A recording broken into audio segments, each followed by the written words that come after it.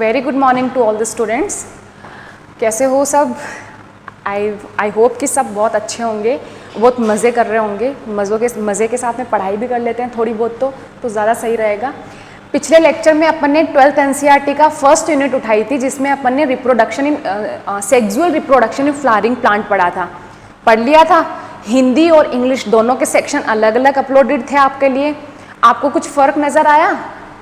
मुझे पढ़ाते हुए तो कोई फ़र्क नज़र नहीं आया। बस मैंने ये किया था कि जो हेडिंग्स थी, जो बुलेट पॉइंट्स होते हैं, वो मैंने हिंदी में लिखे थे और इंग्लिश में लिखे थे। लेकिन दोनों में ही बाइलैंग्वेल हुआ था कि नहीं हुआ था?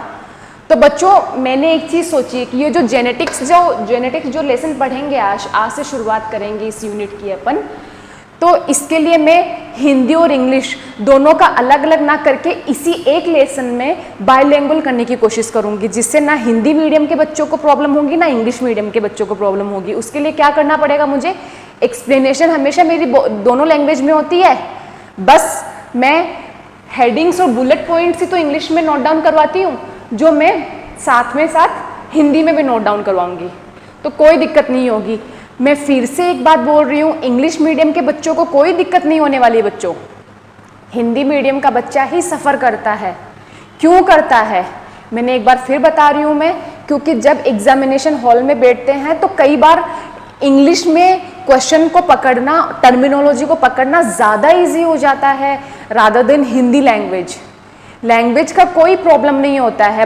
इवन हिंदी मीडियम के बच्चे ज़्यादा एफर्ट्स लगाते हैं, ये मेरा पर्सनल एक्सपीरियंस है, ठीक है। लेकिन जहाँ अपना फ़ायदा होता है ना बच्चा, वहाँ अपन को काम करना चाहिए। और वैसे भी अपन डॉक्टर बन जाएंगे ये अपना नीट का एग्ज़ाम क्लियर करने के बाद, तो अपन को जो आगे की पूरी फर्दर पढ़ाई है वो सारी इंग्लिश मीडियम में ही करनी है। तो क्यों ना आज से शुरुआत की जाए उस मीडियम की, ठीक है। तो ये वाला चैप्टर बाइलैंग्वेल चलेगा। और जब देखो बेटा, जब कम्युनिकेशन होता है ना, तो जब मैं कुछ बोलूँ और आप उस चीज़ का रिप्लाई हाँ या ना में करो, या फिर अपने कुछ सजेशंस बताओ, तो थोड़ा सा कम्युनिकेशन बहुत अच्छा लेवल पे पहुंच जाता है। तो हर कोई एक्सपेक्ट करता है कि अपने बोली हुई बात का कंसर्न हो। वो कंसर्न कैसे जताया जाता है? कमेंट से जताया जाता है। अभी सिचुएशन ये नहीं है कि आप क्लासरूम में बैठ के मेरे से लेक्चर लो। तो जब भी आपका लेक्चर अपलोड होता है, तो आप लेक्चर पढ़ने के बाद मुझे थोड़े सजेशंस दो, या फिर बताओ कि मैम आपने अच्छा पढ़ाया, या फिर हमें समझ में आया, या फिर ये चीज़ हमें समझ में नहीं आई, आप रिपीट कीजिए। तो एटलीस्ट मुझे लगेगा कि मेरे बच्चे भी जिंदा है। समझ रहे हो? तो दिखाओ, अपनी जिंदा दिली दिखाओ। ओके, तो चलो अपन नया चैप्टर की शुरुआत करते हैं एक नई पॉजिटिव एनर्जी के साथ, जो बहुत ही खूबसूरत लगता है लेकिन होता नहीं है। सबसे बड़ी खासियत इस चैप्टर की कि और जो चैप्टर है वो सारे एग्जामिनेशन में, NCERT में एग्जामिनेशन में 80 से 90% कवर कर लेते हैं।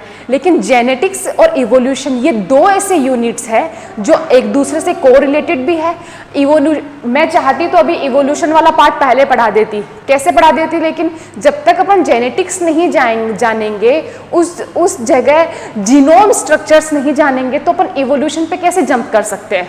नहीं कर सकते हैं। दोनों कोरिलेटेड है एक दूसरे से। अभी देखना, आगे पता चलेगा आपको कि कैसे रिलेटेड है। तो इस चैप्टर की खास बात यह है कि जेनेटिक्स जैसे यूनिट से अगर अपना पीएमटी नीट का एग्जाम के अंदर जेनेटिक्स NCERT में जितना मेंशन है ना, उसमें से केवल 60% आता है, कभी कभी तो 50% ही आता है। तो रिमेनिंग जो 40 to 50% है, वो अपन को अपनी जो मॉड्यूल शीट दे रखी है उससे कवर करना पड़ेगा। समझ रहे हो? तो इस वजह से जेनेटिक्स ज़्यादा इंपॉर्टेंट इसलिए पड़ जाती है कि NCERT पूरा कवर नहीं करती है। NCERT ने केवल 2-2 लाइन्स में हिंट्स दे के छोड़ रखा है। Complementary, duplicate gene, complementary gene, and जो भी है लिंकेज एंड क्रॉसिंग ओवर, ये 4-4 लाइन्स में पूरी होने वाली टॉपिक्स नहीं है। बहुत लंबे खींचते हैं, जब तक बहुत लंबे खींचते हैं तभी समझ में आ पाते हैं कि एक्चुअल में हुआ क्या था, क्या रिजल्ट निकला था और किसके क्या एक्सेप्शंस निकले थे। समझ रहे हो? तो इस वजह से इसमें अपन पिछले वाले चैप्टर से ज़्यादा इस वाले चैप्टर में अपन को एफर्ट्स लगाने पड़ेंगे, और यकीन मानो ये चैप्टर ज़्यादा इंटरेस्टिंग है उससे। वो थ्योरेटिकल पोर्शन था, ये एक्सपेरिमेंटल है। एक्सपेरिमेंटल चीज़ समझते हो, सब चीज़ें बार बार करके दोहराई गई चीज़ें हैं, समझ रहे हो। तो ये थोड़ा सा क्वालिटेटिव से ज़्यादा क्वांटिटेटिव मेथड पे है, इसलिए आपको ज़्यादा इंटरेस्टिंग लगने वाली ये चीज़, ठीक है। और मैं इंटरेस्टिंग बना दूंगी आपके लिए, बट साथ आपको देना पड़ेगा। चलो अपन शुरुआत करते हैं जेनेटिक्स, जिसको अपन हिंदी में बोलते हैं आनुवांशिकी। मैं साथ साथ में लिखूंगी हिंदी, ताकि हिंदी वाले बच्चों को कोई दिक्कत ना हो।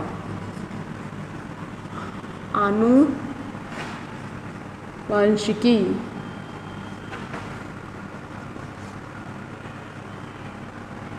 ठीक, क्या होती है? This is the branch of biology which contains the study of variation and heredity. ये जीव विज्ञान की वह शाखा है जिसके अंदर अपन विभिन्नता और वंशानुगति, इन दोनों का अध्ययन करते हैं। अब ये जो मैंने दो वर्ड्स बोले हैं, heredity and variation, what is the mean by heredity as well as variation? क्या मतलब होता है? Heredity, this is the transmission of genetic character from the parents to offspring. अब बच्चा, मैं एक वर्ड बोल रही हूँ, ऑफस्प्रिंग। ऑफस्प्रिंग मैं पूरे चैप्टर में ऑफस्प्रिंग बोलूंगी, क्योंकि ये साइंटिफिक टर्मिनोलॉजी है। जब जेनेटिक्स, जब मेंडलिज्म पढ़ रहे हैं, तो वहां पे सन और डॉटर सेल ना बोल के, या फिर जनरेशन ना बोल के ऑफस्प्रिंग बोली जाती है। जैसे मैं मेरे मम्मी और पापा की ऑफस्प्रिंग हूँ, समझ रहे हो? मैं यहाँ पे डॉटर नहीं हूँ, इस लैंग्वेज में मैं यहाँ पे ऑफस्प्रिंग हूँ। तो हिंदी वाले बच्चे समझ गए ना, संतान, संतान होता है ना जिसका हिंदी में वर्ड, उसको बोलते हैं ऑफस्प्रिंग। तो हेरिडिटी क्या होती है? This is the transmission of genetic character from parents to offspring, मतलब पैतृकों से संतानों में वंशानुगत होने वाले जननिक कैरेक्टर। समझ में आई बात? अब ये वेरिएशन क्या है? क्या है variation? Variation are the small differentiated character which is found in an organism of same species। समझ रहे हो? मतलब वेरिएशन की बात हमेशा अपन एक स्पीशीज में करेंगे। एक स्पीशीज मतलब मैं और आप, मैं और आप मतलब ह्यूमन बींग्स। ह्यूमन बींग्स एक स्पीशीज है, दैट इज होमोसेपियन। समझ रहे हो? मेरी तुलना आप कैट के साथ नहीं कर सकते हो या काऊ के साथ नहीं कर सकते हो। These are totally different species, दोनों अलग अलग जाति है।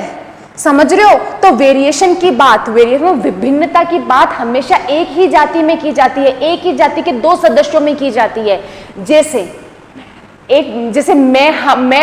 हम तीन भाई बहन है, एक भैया है, एक छोटी सिस्टर है, तो हम तीनों भाई बहन है, वो एक ही स्पीशीज से है।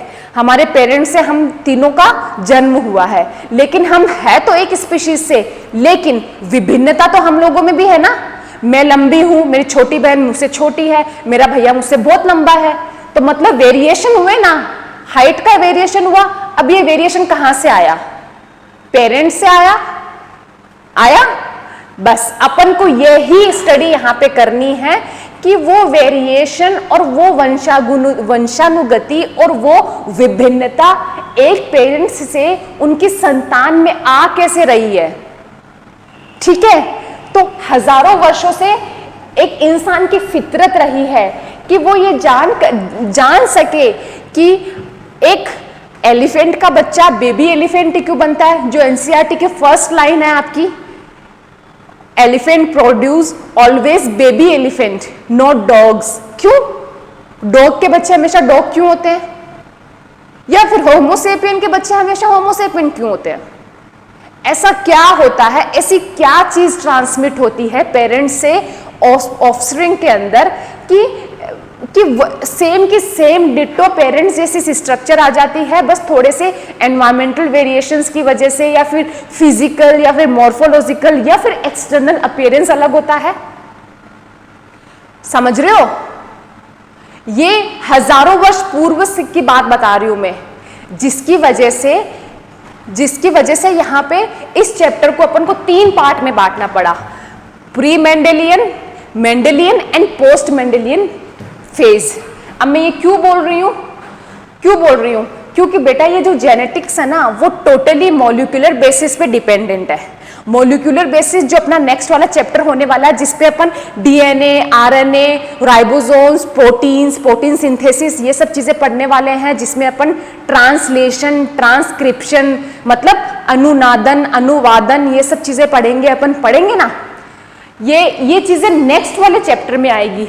लेकिन जब जेनेटिक्स की शुरुआत हुई थी, मतलब जब साइंटिस्ट और क्या बोलते पीएचडी स्कॉलर्स, ये सब लोगों ने, जब फिलोसोफर्स ने जब जेनेटिक्स की शुरुआत की थी, जब अपने अपने पेपर पब्लिश करना शुरू किया था, जब रिसर्च में सक्सेस पाना शुरू किया था, तब उनको किसी तरीके की जेनेटिक्स का कोई ज्ञान नहीं था कि what is gene, what is DNA, what is RNA, कोई ज्ञान नहीं था। बस वो छोटे हिंट को लेके पूरा एक्सपेरिमेंट करते रहे, और जब उन्होंने रिजल्ट दे दिया, उसके बाद कई तो ऐसे हुए जो उनके फेवर में बोल गए कि हाँ भाई आपने बहुत अच्छा दिया, एंड हाँ आपके ही पेपर पब्लिश होंगे और आपके ही लाइब्रेरीज में आपकी ही बुक्स डाली जाएगी इस चैप्टर को पढ़ने के लिए।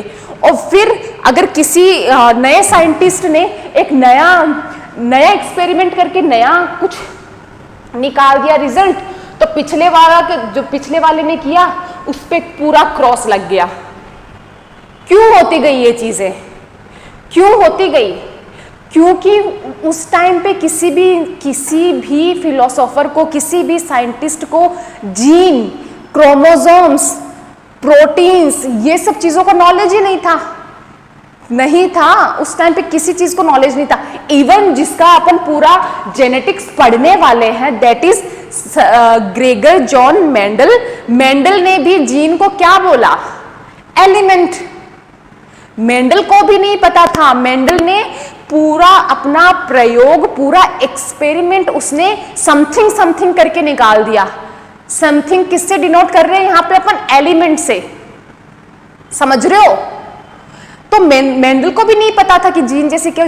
और मेंडल की तो बात ही अलग है। मेंडल तो मैथमेटिशियन था, बैकग्राउंड ही नहीं था मेंडल का, तो बायोलॉजी। सोचो, जिसका बायोलॉजी बैकग्राउंड ना हो, जिसका मैथमेटिशियन बैकग्राउंड होके भी उस इंसान ने इतना अपने आप को डिवोट करके प्लांट्स में।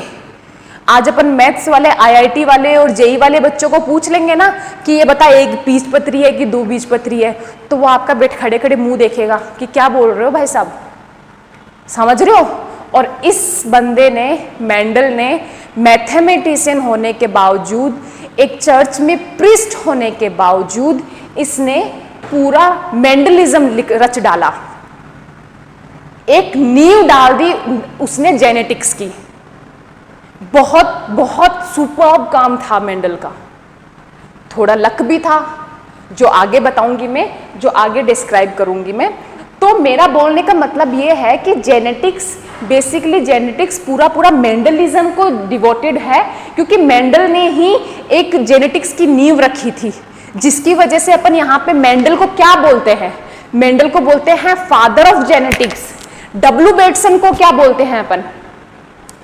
डब्ल्यू बेटसन को बोलते हैं फादर ऑफ मॉडर्न जेनेटिक्स। और यहाँ पे मॉर्गन है फादर ऑफ एक्सपेरिमेंटल जेनेटिक्स। अब मैं सिर्फ नाम इसलिए बता रही हूँ यहाँ पे मॉर्गन का, क्योंकि मॉर्गन का काम बहुत वाइडली आने वाला है नेक्स्ट अपकमिंग जो भी मैं लेक्चर आपको दूंगी। मॉर्गन ने लिंकेज थ्योरी दी थी, मॉर्गन ने सेक्स लिंकेज थ्योरी दी थी, मॉर्गन ने क्रॉसिंग ओवर थ्योरी दी थी, बहुत सारे उसने थ्योरीज दी थी। उसने ड्रोसोफिला पे काम किया था, इसलिए उसने इतने एक्सपेरिमेंट कर लिए थे ना कि उसको बोलते हैं फादर ऑफ एक्सपेरिमेंटल जेनेटिक्स। ठीक है, तो पहला मैंने बताया मेंडल को क्या बोलते हैं? Father of genetics. Father of Bateson क्या था? Father of modern genetics. Then third one is Morgan, father of experimental genetics. Then last one is Garrod, A Garrod है फादर ऑफ ह्यूमन जेनेटिक्स। इन्होंने एल्केप्टोन्यूरिया,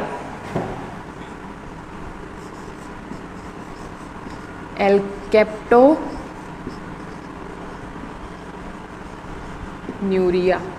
ये एक ब्लैक यूरिन डिजीज होती है जो कि जेनेटिक डिसऑर्डर है, इसकी खोज की थी, इस वजह से इन्होंने ये एक पहले बंदे थे जिन्होंने ह्यूमन पे जेनेटिक्स को अप्लाई किया था, ठीक है, इसलिए इसको बोलते हैं father of human genetics. Normal genetics, modern genetics, experimental genetics and human genetics, ये हो गया। और जेनेटिक्स टर्म किसने दी थी? ये भी अपने W. बेटसन ने दी थी जेनेटिक्स टर्म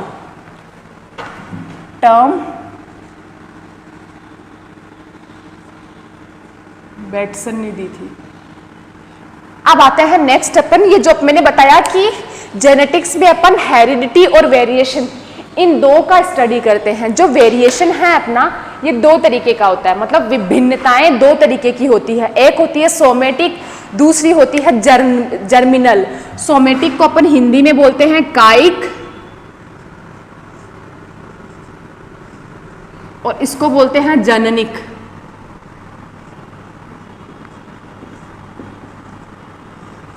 ठीक है, तो सोमेटिक याद करो, जब मैं रिप्रोडक्टिव सिस्टम पढ़ा रही थी प्लांट्स के अंदर, तो मैंने एक सोमेटिक सेल का कारण बताया था। वेजिटेटिव होती है, उसका एक से उसका मेल गेमेटोफाइट और फीमेल गेमेटोफाइट की में कोई रोल नहीं होता है, मतलब कायिक है, कोई जननिक स्ट्रक्चर में कोई योगदान नहीं होगा। तो कायिक सोमेटिक वेरिएशन एक पीढ़ी से दूसरे पीढ़ी में ट्रांसफर हो भी सकते हैं और नहीं भी हो सकते हैं, इनमें कोई भी रेस्ट्रिक्शन नहीं होता है। अब रही बात जेनेटिक जर्मिनल, तो ये दो तरीके की होती है। एक होती है कॉन्टिन्यूअस, जिसको बोलते हैं सतत, एक होती है डिसकॉन्टिन्यूअस।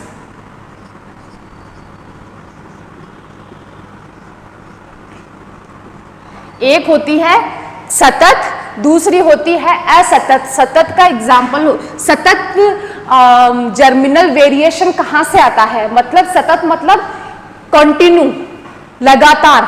कैसे आएगा? मतलब मेरे दादा दादी से आया मेरे पापा में, पापा से आया मुझ में, अब जो मेरे ऑफस्प्रिंग होगी फिर मेरे से आएगा उनमें, तो ये कॉन्टिन्यूस प्रोसेस हुई ना, जो कैरेक्टर जा रहे हैं। तो इसलिए ये आता है क्रॉसिंग ओवर से, इसका कारण होता है क्रॉसिंग ओवर। मैंने बताया था भी क्रॉसिंग ओवर किसने दिया था? मॉर्गन ने दिया था। तो अपन सिर्फ नाम ही पढ़ेंगे यहाँ पे, डिटेल में स्टडी अपन नेक्स्ट वाले लेक्चर में डिटेल में स्टडी आ जाएगी इसकी। डिसकॉन्टिन्यूस किसमें आता है? डिसकॉन्टिन्यूस होता है जैसे मेरे दादा दादी से आया पापा, मेरे दादा दादी से पापा में नहीं आया, लेकिन मेरे दादा दादी से आया मुझ में। समझ रहे हो? तो बीच में जब पापा वाली पीढ़ी थी वो तो रह गई ना अलग से, तो वो तो छूट गई ना, तो इसको बोलते हैं ये आता है म्यूटेशन से, उत्परिवर्तन से। म्यूटेशन, उत्परिवर्तन। और ये उत्परिवर्तन की थ्योरी दी थी अपने ह्यूगो डी ब्रिज ने। ह्यूगो डी ब्रिज ने दी थी उत्परिवर्तन की सिद्धांत। ठीक है, ये चीज समझ में आ गई। एक नॉर्मल अपन ने अभी तक क्या क्या पढ़ा जेनेटिक्स में? अपन ने जेनेटिक्स टर्म किसने दी? W. बेटसन ने। जेनेटिक्स होता क्या है? एक बायोलॉजी की शाखा है जिसके अंदर अपन वंशानुगति और विभिन्नता, मतलब वेरिएशन और वंशानुगति, वेरिएशन एंड हेरिडिटी की स्टडी करते हैं। ठीक है, अब हेरिडिटी क्या होता है? Transmission of genetic character from the parents to offspring. और वेरिएशन क्या होता है? वेरिएशन क्या होता है? एक ही स्पीशीज में मिलने वाले दो अलग अलग ऑर्गेनिजम्स में वेरिएशन मिलना, मतलब वेराइटीज मिलना। किसकी? जेनेटिक कैरेक्टर्स की वेराइटीज मिलना, जो दो तरीके की होती है। एक होती है सोमेटिक और दूसरी होती है जर्मिनल। सोमेटिक होती है कायिक, जिसका आगे ट्रांसफर होना या ना होना कोई डिपेंड नहीं करता है, हो भी सकती है नहीं भी हो सकती है। दूसरी होती है जननिक, जो दो तरीके से ट्रांसफर होती है। फर्स्ट वन इज कंटिन्यूस, जो क्रॉसिंग ओवर की वजह से होती है। दूसरी होती है डिसकॉन्टिन्यूस, जो म्यूटेशन की वजह से होती है। ठीक है, और ये बता दिया मैंने कौन कौन सी जेनेटिक्स के पिता है। ठीक है, अब मैंने एक बात बताई कि अपनी पूरी जेनेटिक्स जो है उसकी नींव रखी थी अपने मेंडल ने, सर जॉर्ज ग्रेगर मेंडल, इन्होंने रखी थी ये नींव। तो ये नींव रखने से पहले भी तो कितने सारे साइंटिस्ट और फिलोसोफर्स आए होंगे ना, जिन्होंने अपने अपने ज्ञान बांटे होंगे, अपनी अपनी थ्योरीज लिखी होगी। तो थोड़ा सा उनके बारे में ब्रीफ नॉलेज देखो मैं वो ही पढ़ाऊंगी जो पॉइंट ऑफ व्यू से इम्पोर्टेंट, एग्जाम के पॉइंट ऑफ व्यू से इम्पोर्टेंट होगा, लेकिन वो मैं इसलिए पढ़ा रही हूँ क्योंकि आप कंपेयर करोगे। आप कंपेयर क्या करोगे? आप कंपेयर करोगे कि अपने मॉड्यूल शीट में दिया हुआ है, मैडम ने नहीं पढ़ाया और उस कोचिंग इंस्टीट्यूट के सर ने पढ़ा दिया, अपनी मैडम को तो ये नहीं आता, अपनी मैडम में दम नहीं है, उनको जो आता है वो बस वही पढ़ाती हैं, जो मॉड्यूल में दे रखा है दूसरी कोचिंग्स में पढ़ाते हैं वो तो पढ़ाते ही नहीं है। नहीं, मैं सब पढ़ाऊंगी, मैं पढ़ा के फिर बोल दूंगी कि इसमें से कुछ नहीं आएगा, याद करने की ज़रूरत नहीं है, ठीक है। वो फिर आप पे डिपेंड करता है कि आप समझ कितना मैडम की बात को सीरियस लेते हो, ठीक है। तो मैं बता रही हूँ कि मेंडलियन प्रोसेस जिसमें मेंडल को आप पूरा स्टडी करेंगे अपन, उससे पहले वाले को बांटते हैं प्री मेंडलियन। ये जेनेटिक्स के 3 फेज है, ठीक है। और उसके बाद मेंडल ऐसा तो है नहीं कि अमर हो गया मेंडल, मरा ही नहीं, मरने के बाद 3 जो एक्सपेरिमेंट्स हुए थे वो फिर पोस्ट मेंडलियन में आएंगे, ठीक है। अब प्री मेंडलियन में जो आते हैं एक्सपेरिमेंट्स में उनका बारे में बता देती हूँ। पहला एक्सपेरिमेंट दिया था, पहली थ्योरी दी थी वेपर थ्योरी, ठीक है। ये वेपर थ्योरी दी थी पाइथागोरस ने। अब जब मैं 9th 10th क्लास में थी ना, तो मैं इस पाइथागोरस लॉ से इतना परेशान हो गई थी ना कि मैंने इस मैथ से पीछा छुड़ाने के लिए बायोलॉजी ली थी। ये नहीं पता था कि ये भाई साहब यहाँ बायोलॉजी में भी अपना डेरा लेके बैठे हैं, मतलब तुम मेरे पीछे, मैं तुम्हारे पीछे, ऐसी वाली चीज। तो ये पाइथागोरस ने दी थी वेपर थ्योरी। अब इनका ये बोलना था कि ये जो कैरेक्टर्स जो हैं, जो एक पीढ़ी से दूसरे पीढ़ी में ट्रांसमिट हो रहे हैं, उनका रीजन मैं बताता हूं आपको। बोलिए बताओ। ये बोलते हैं जब मेल और फीमेल दोनों में मेटिंग प्रोसेस होती है, मैथुन क्रिया होती है दोनों में, तो दोनों के ब्रेन से एक मॉइस्ट वेपर सीक्रेट होता है। वो मॉइस्ट वेपर सीक्रेशन की वजह से जेनेटिक कैरेक्टर उनके संतानों में आता है। बोलो कितनी बेतुकी बात बोल दी, मतलब इन्होंने साबित कर दिया कि मैं मैथ्स का ही एक्सपर्ट हूं, मैं बायोलॉजी में तो 0 हूं। लेकिन उन्होंने पब्लिकली सामाजिक तौर से क्यों एक्सप्रेस किया अपने आप को? वो तो सबको ही पता होता है, जो मैथ्स में हीरो होता है वो बायोलॉजी में 0 होता है, समझ सबको पता है ना। लेकिन इन्होंने तो सामाजिक तौर से अपना पेपर पब्लिश कर दिया ये चीज बोल के।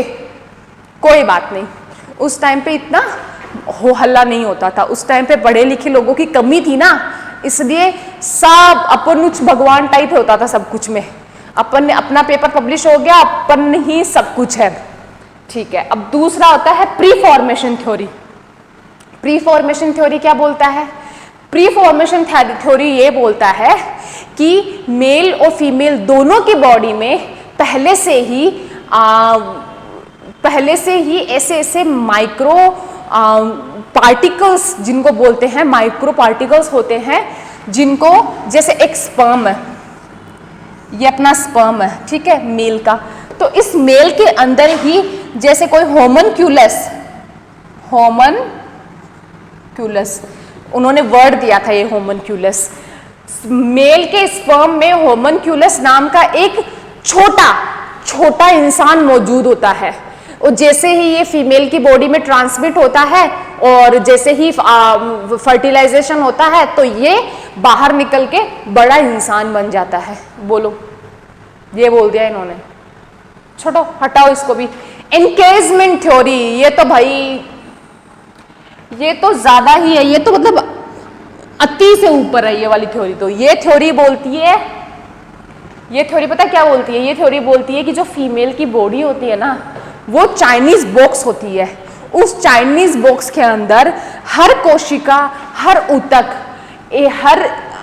हर में एक ऐसे कैरेक्टर्स होते हैं जो अगली पीढ़ी में ट्रांसफर करने के लिए सक्षम होते हैं। बोलो, चाइनीज बॉक्स बना के सब कुछ अपना पिटारा खोल दिया उसके अंदर।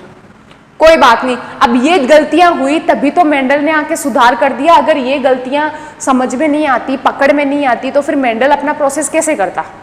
नहीं करता। ये सब रिजेक्टेड है। पढ़ा इसलिए रही हूं कि आपको लगे कि मेंडल ने कितना अच्छा काम दिया था। सोच समझ के, और पढ़ा इसलिए रही हूं कि भूले भटके एक दो क्वेश्चन जो अभी लास्ट 2 वाले से आ जाते हैं तो वो आप पुट कर सको। ऐसा नहीं हो कि मैडम ने ये बोला था बिल्कुल छोड़ दो, तो हम तो हाथ ही नहीं लगाएंगे, हम तो मैडम की बात मानते हैं। ऐसे नहीं मानते हो, लेकिन छोड़ दिया वो वाली बात मानते हो, समझ रहे हो। तो इसलिए अब आती है अपनी थ्योरी ऑफ एपिजेनेसिस। थ्योरी ऑफ एपिजेनेसिस क्या बोलती है? बस वही बोलती है जो पहले बोला कि इसमें भी एपिजेनेसिस में भी यही बात होती है कि कोई एक वर्ड होता है, मैं बताती हूँ आपको। एपिजेनेसिस अनुजनन, मतलब थ्योरी ऑफ एपिजेनेसिस ये बोलती है कि किसी भी कोशिका या ऊतक में अविभेदित पदार्थ होता है जिसको अनुजनन बोलते हैं, जो आगे आगे जाके नई पीढ़ी में अपने कैरेक्टर्स को ट्रांसमिट करता है। ये भी बेसलेस थ्योरी थी, कोई मतलब नहीं था। अब था पेंजेनेसिस थ्योरी। ये पेंजेनेसिस थ्योरी दी थी अपने डार्विन ने, ठीक है। ये डार्विन वही है जो ओरिजिन ऑफ स्पीशीज देंगे इवोल्यूशन में। उन्होंने ये बोला था कि हर बॉडी में एक छोटा सा, चाहे वो मेल हो चाहे फीमेल हो, एक पेंजिन जैसी एक ऊतकीय संरचना होती है जो पूरे जेनेटिक कैरेक्टर को अपने अंदर धारण की हुई होती है, जो आगे ट्रांसमिट होती है। ये भी बेसलेस थ्योरी थी, ऐसी कोई चीज नहीं होती है। अब आती है वीजमान थ्योरी ऑफ जर्मप्लाज्म। ये वाली एक पेंजेनेसिस थ्योरी, पेंजेनेसिस थ्योरी के तो क्या बोलते हैं, केवल साइंटिस्ट का नाम आता है, जो मैं लिख देती हूँ यहाँ पे, डार्विन, ठीक है। पेंजेनेसिस से इतना आता है। लेकिन ये जो वीजमान थ्योरी ऑफ जर्मप्लाज्म है, ये थोड़ी सी इंपॉर्टेंट है। क्यों इंपॉर्टेंट है? क्योंकि ये लेमार्किज्म, जो लेमार्कवाद था, जो लेमार्क ने बोला था कि उपार्जित लक्षणों की वंशागति का नियम, उसका खंडन करती है ये वीजमान थ्योरी। कैसे करती है?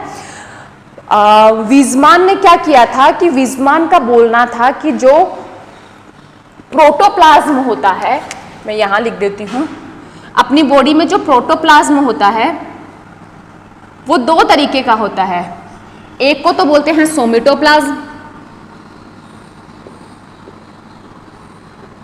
और दूसरे को बोलते हैं जर्मप्लाज्म। और जो कैरेक्टर जर्मप्लाज्म कैरी करता है, जो भी कैरेक्टर्स जर्मप्लाज्म कैरी करता है, वो ही आगे जाके दूसरी पीढ़ी में अपीयर होते हैं। इसके लिए इन्होंने एक ना एक्सपेरिमेंट किया। इन्होंने बड़ा ही निर्दयी एक्सपेरिमेंट किया। बताऊं क्या किया? इन्होंने क्या किया, एक मेल चूहा लिया, एक फीमेल चूहिया ली, दोनों की पूंछ काट दी दोनों की पूंछ, और फिर उनकी मेटिंग करवाई। मेटिंग से जो भी उनकी संतानें मिली, सबकी पूंछ काट दी। ऐसे पता उन्होंने क्यों किया? एक्सपेरिमेंट में कि लेमार्क ने जो बोला था ना कि उपार्जित लक्षणों की वंशागति का नियम, मतलब अगर अपन एक पीढ़ी में अगर किसी कैरेक्टर को डेवलप कराते हैं तो वो मेटिंग के थ्रू अगर दूसरी पीढ़ी बनती है तो वो वाले कैरेक्टर ऑटोमेटिक आ जाते हैं उनमें। तो वीजमान का बोलना ये था कि भाई मैंने 21 बार मेटिंग करवाई, 21 जनरेशन तक चूहों की, मेरे को एक भी जनरेशन ऐसी नहीं मिली जिसमें कटी हुई पूंछ के चूहे पैदा हो। मैंने ही काटे हैं सबके, समझ रहे हो? ठीक है। तो यहां तो खंडन तो कर दिया लेमार्क का, लेकिन लेमार्क के समर्थक भी बहुत ज्यादा थे, क्योंकि उस टाइम पे इवोल्यूशन भी साथ साइमल्टेनियसली चल रहा था। तो उस टाइम पे उद्विकास के नियम आ रहे थे जो लेमार्क, डार्विन ये सब दे रहे थे। तो उनके पास समर्थकों की कमी नहीं थी।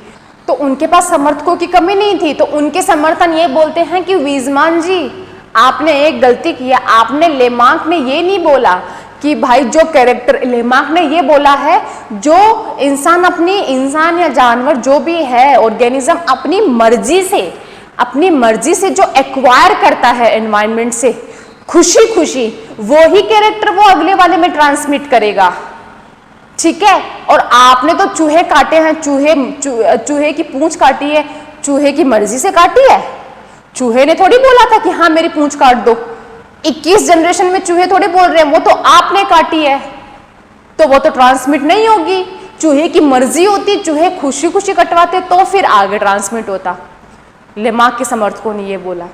तो मतलब इसलिए वीजमान थ्योरी भी यहाँ पे आके फ्लॉप हो जाती है।